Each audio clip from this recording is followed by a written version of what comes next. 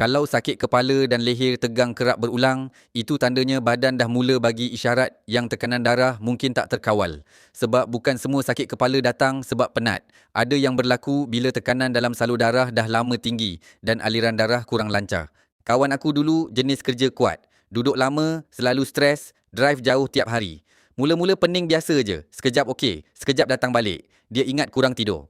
Pergi urut, makan ubat tahan sakit, minum kopi. Tapi makin lama, rasa dia makin pelik. Kadang kepala berdenyut dari belakang sampai ke dahi. Leher rasa tegang. Nak fokus kerja pun susah.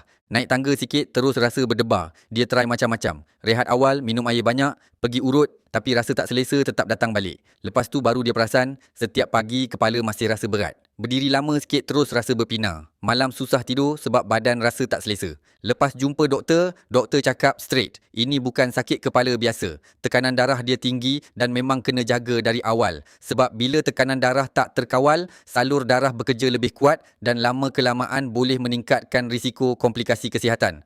Aku terus recommend dia cuba kapsul ombak damai, gabungan herba dewa lilit, ekstrak umbi bawang putih dan ekstrak daun zaitun yang membantu menyokong tekanan darah yang sihat, membantu melancarkan aliran darah, membantu mengurangkan rasa kepala berat dan pening, membantu melegakan leher yang tegang dan bantu badan rasa lebih selesa setiap hari.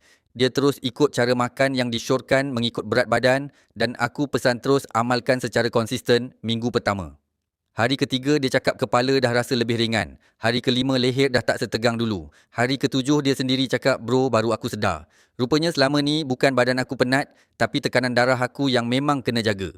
Lepas tu dia rasa lebih selesa nak buat kerja. Tidur malam pun lebih lena. Nak drive jauh pun dah tak rasa terbeban macam dulu.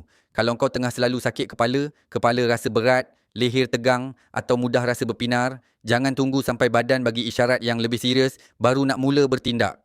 Bila tekanan darah tak dijaga dengan baik, badan pun makin lama makin cepat penat.